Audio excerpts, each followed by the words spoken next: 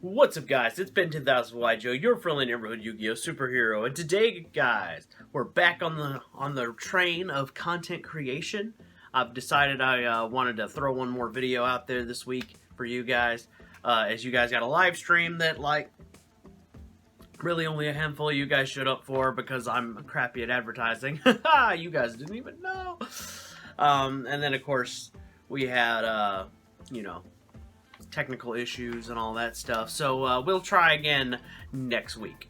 But in the meantime, this is what we're going today. Is we're going to have 10 hand traps that you probably forgot about. So let's go ahead and start off at number 10, and that is the trap card Typhoon. Now you guys are going, that's a weird one at number 10. Yeah. The reason why some of you are thinking that is because some of you guys out there may be Sky Striker players, and you're like, hey, wasn't that in a deck recently? Yes, it was. However, if you look at a lot of the top decks, you're not seeing a lot of Typhoon in all of them. Before I make a mess. In a lot of sideboards and main decks. It's a hand trap that's specifically used for things like field spells. If you're in the mirror match, like say you're playing Sky Strikers and you're in the mirror match against, like, say, you know what I mean, you might want to be able to pop your opponent's multi-roll, that kind of thing. It's also a trap card, so it's a little harder to stop, as the primary things to stop in the game right now are spells and monster effects. Trap cards are kind of like on the ignored end at the moment. But it's also a hand trap, so if you don't have any magic and trap cards, and your opponent has more than one, you can just pop it from your hand even on their turn. So that's kind of cool. Got a unique aspect to it in that way. They just have to control 2 spells or traps. They don't even have to be face up. Alright, the next one on my list is, at number 9, is Parry Knight. Now, the reason why this one is on the list of forgotten hand traps is because you can kind of think of this card as a Gores type monster. But basically the point of this guy is that the Parry Knight is short.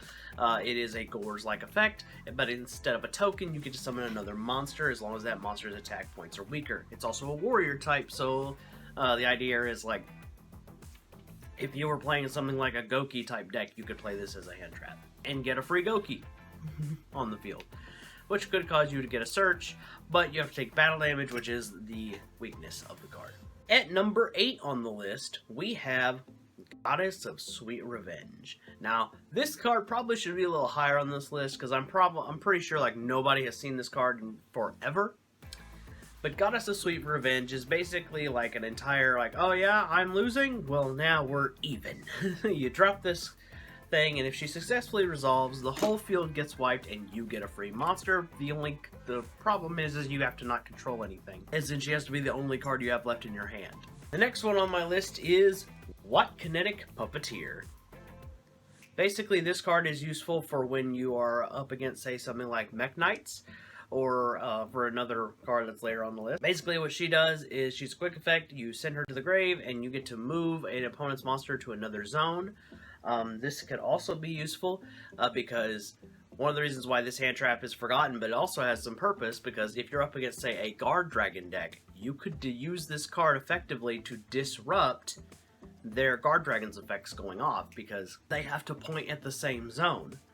It's not the greatest effect, mind you. It doesn't have the most utility, but the cool part is if your opponent's like about to activate LP or Agripain or whatever, you could just drop this and move it. And then your opponent doesn't get the effect. So, I believe, if I'm right on the ruling though, you need to activate this before they activate theirs. So, upon summon, you might want to be like, ah! You want to shotgun it, basically. The next one is the World Legacy Worldland. Here at the number 6 spot. I knew what I meant to say. Basically, the idea here is the World Legacy Lance is kind of a reverse honest. So the idea of this one is they're attacking a Link monster you have. If your Link monster isn't particularly strong, you drop this. Their monster loses 3,000 attack points, which basically means unless they have like 6,000 attack points or something, it's more than likely their monster is going to die. And your monster is going to live. But it's something that's forgotten. It's also a very, it's a machine, so it has some utility in that aspect there. The next one on the list is Perform Mage Damage Juggler. Now, the reason why you might be interested on this one at number 5 is because Perform Mage Damage Juggler is a forgotten hand trap, because the idea here is you drop it and you don't take damage from a battle. Well, it can also stop effect damage too, which is useful for in-time scenarios. You could drop this guy and be like, ha, I ain't taking no damage today. So that's the cool thing there. He'll stop damage. He also will search you another Perform Mage in your turn, because you can banish and search. You can play things like Hat Tricker, etc. This particular engine would most likely, that this hand trap comes with, would most likely be useful in, say, a deck that relies on, say, something like the Utopia package.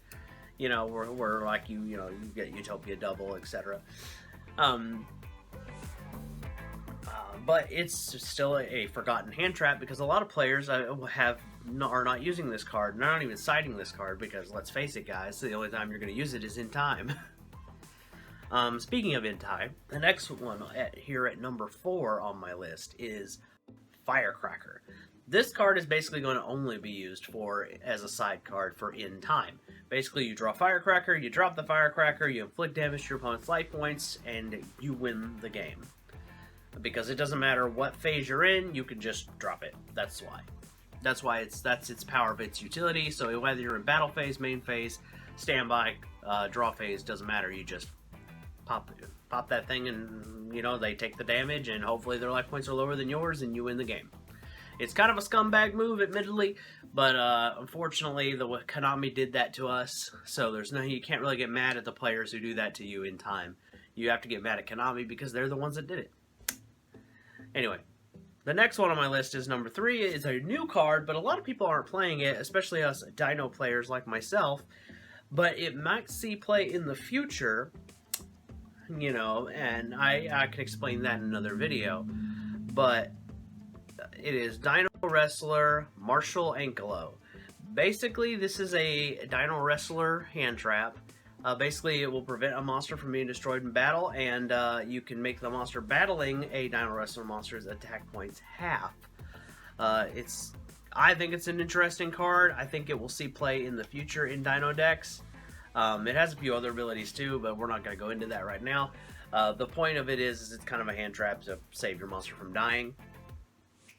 And the reason I think it will see play in the future is because Oviraptor will eventually probably get hit to 1, and when that happens, us Dino players may have to rely on the Dino Wrestler engine to keep the deck alive.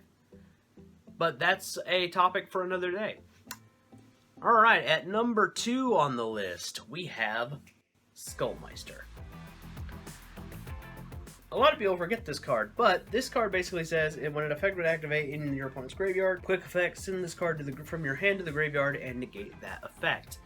So basically, my idea with the reason why the Skullmeister is one of these forgotten hand traps that might be useful for the current game is it stops graveyard-based abilities. And let's face it, Phantom Knights, Orcust, all these effects activate in the graveyard, or to be frank, it stops a dinosaur player.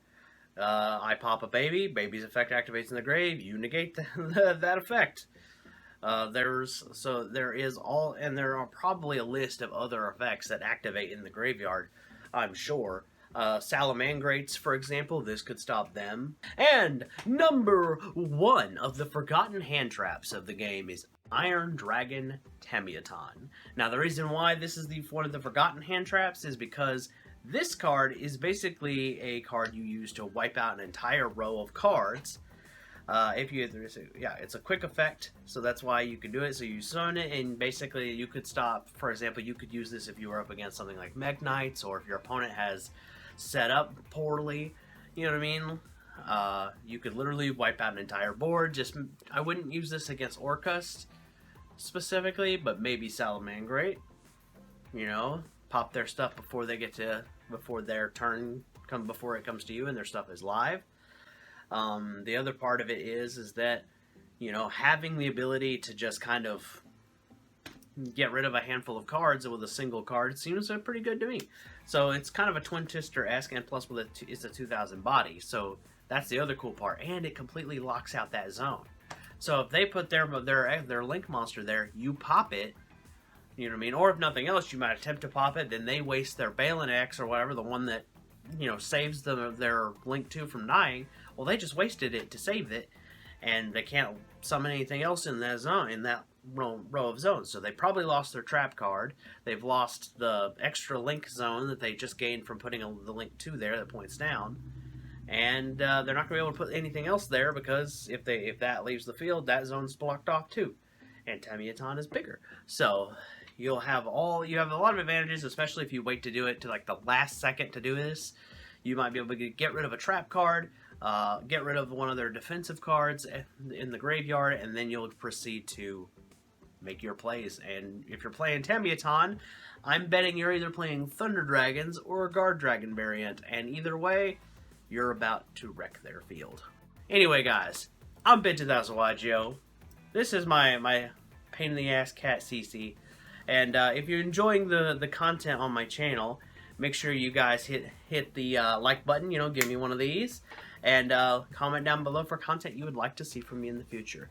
Now, before I get out of here, I want to remind you guys, next week we are going back to the Structure Deck Wars, so we'll be back on that track for a little bit, and then I have some announcements to make as we go next week, so make sure that you watch those videos.